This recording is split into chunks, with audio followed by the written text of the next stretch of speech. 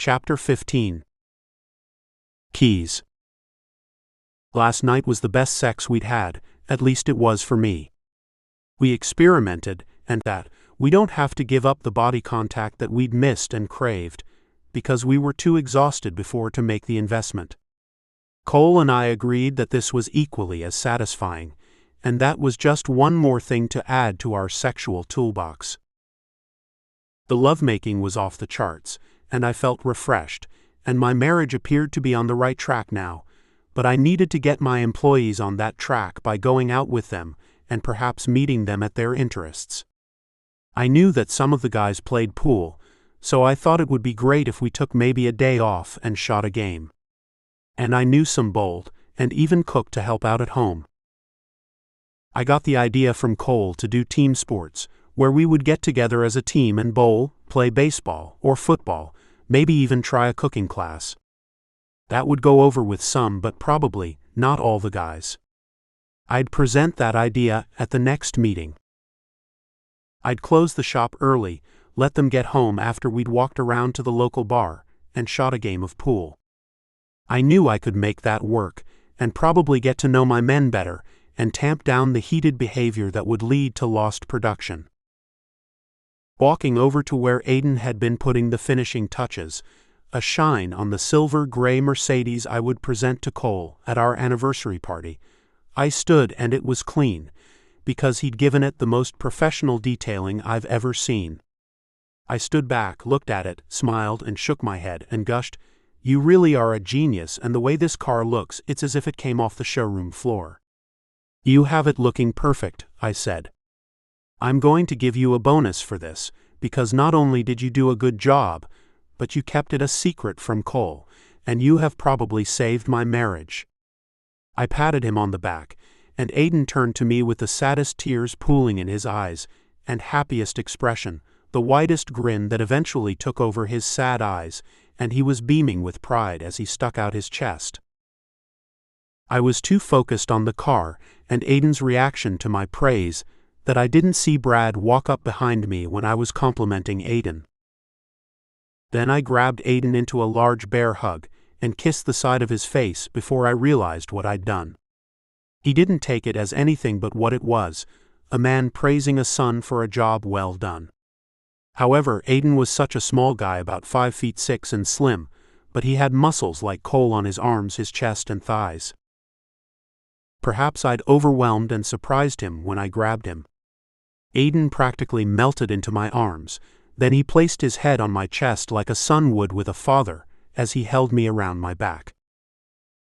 Many times I didn't know my strength, and I would refrain from giving guys a hug, but Aiden needed one and more than deserved it. "Thank you," Aiden said once I stepped away and gave him his personal space. He glanced up and met my eyes, and I could see he looked happy that he'd made me proud by his good work. I'd seen that look before, where he'd work his ass off just for a simple praise from me, and I'd never been stingy with my praises. If my men did good work, I'd tell them, and during Christmas hand out bonuses to everyone. Before, I didn't offer my approval to Aiden like I should, because I didn't want any talk from the guys about how he must have been my favorite, or other nonsense talk and gossip that some men were prone to, because I was married to a gay man and Aiden was a young gay man.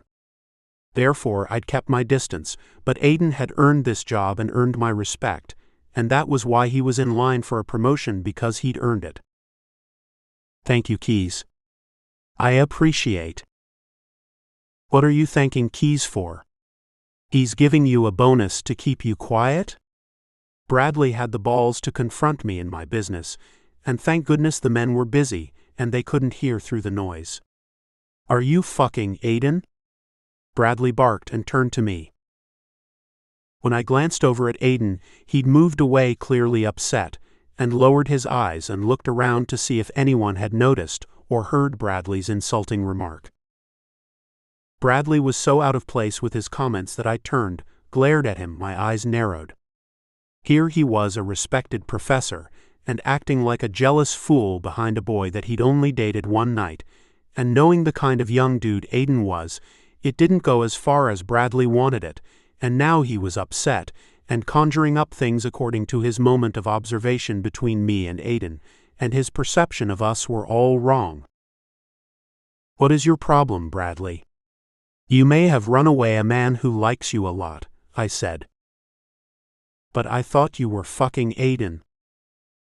"Why would you think such a thing? And if it was true and it's not, what the fuck business is it of yours?" "Because Cole thinks you have someone else, and you gave that car to Aiden." Aiden walked back where we stood, his hands in his pockets and his eyes downward. Then he spoke up. "Keys didn't give me that car. It belongs to his husband, and he's trying to keep it a secret because their anniversary is coming up." I placed my hand on Aiden's shoulder to let him know that I had this, but clearly he wanted to fight his own battles, and he continued telling Bradley off.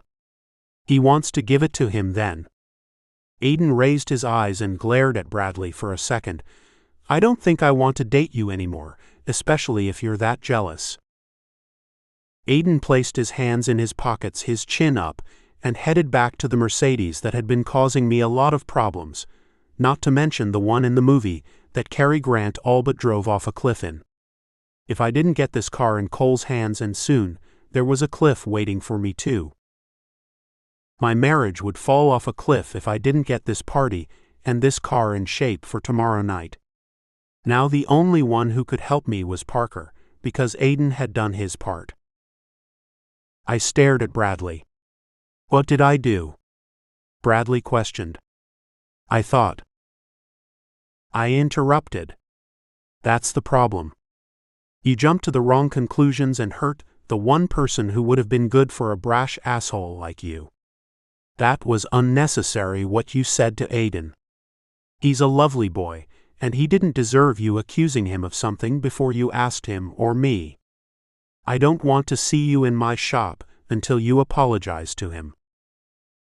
"Do you think he will forgive me?"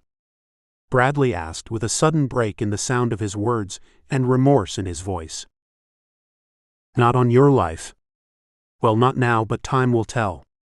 If I were you, I'd give it a few mornings before you apologize. He needs time to get over the embarrassment you've put him through. However, I wouldn't blame him if he never wanted to see you again. You have a lot of work to do on yourself before then, and I think you need to get to your class before you fuck that up too." When Bradley exited the shop, John came walking inside looking around. "Oh fuck me.